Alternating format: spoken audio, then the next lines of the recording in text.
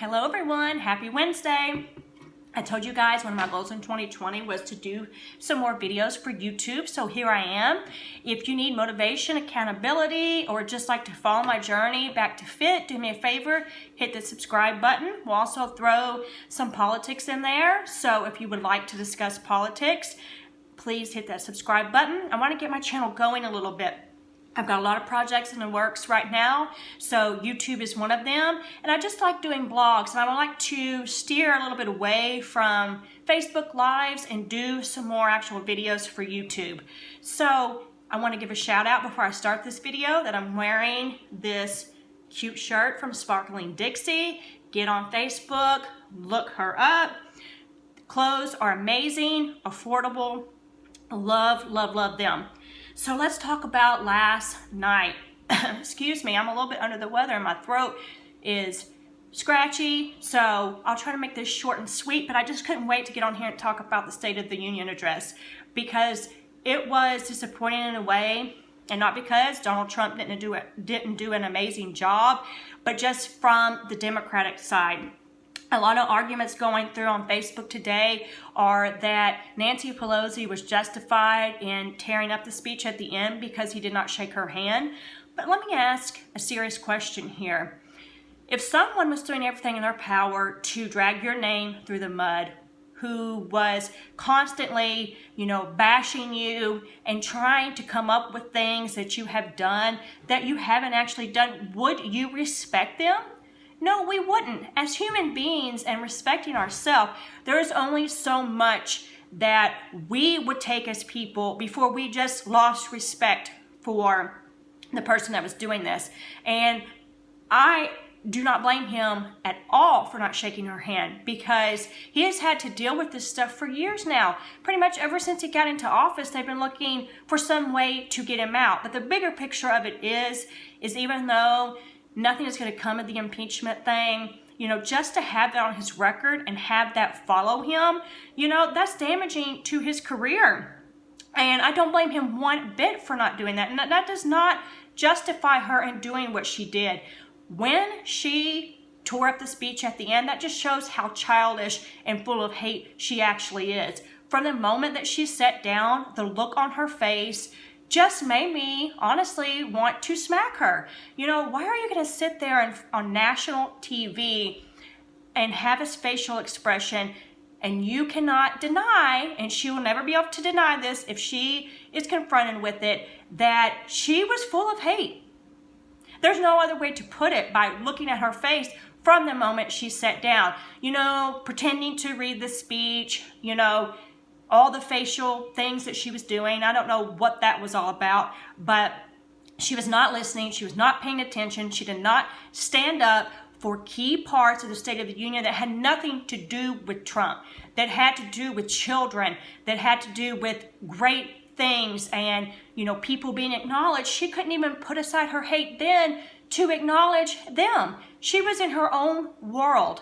And I go back to saying her own world full of disgust and hate that is not justified.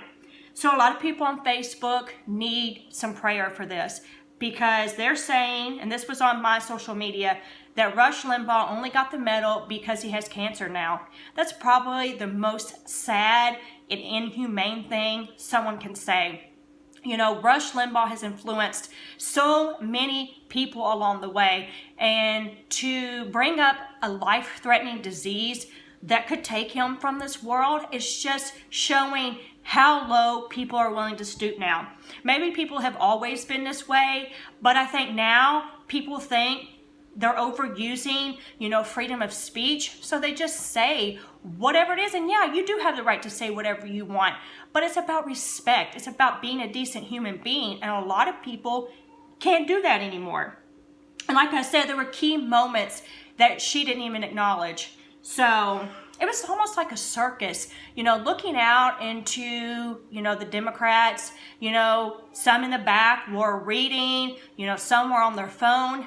You cannot put aside your pride and wanting to be right and the views that you have to even acknowledge, the awesome things that are going on for this country. We're thriving right now. Donald Trump is right. You know, everyone should be envious of this country because everything is positive right now.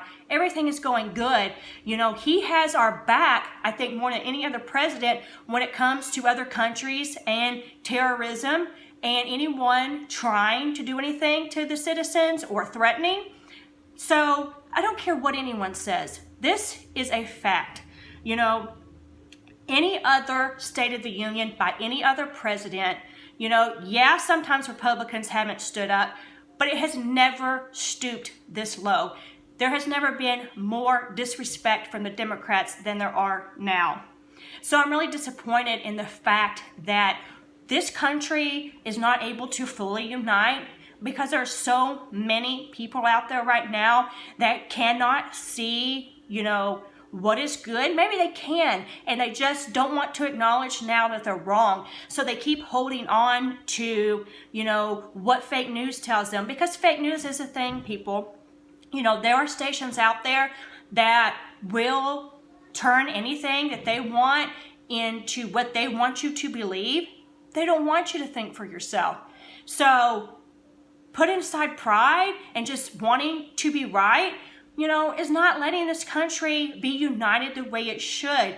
I think it makes the Democrats even more mad, right? That this impeachment thing or anything that they've always thrown on Donald Trump is not stopping him from doing amazing things. If you live in this country and you do not see right now that this country is thriving, then you might want to go to another country and experience what it's like to live there, where things are horrible and terrible.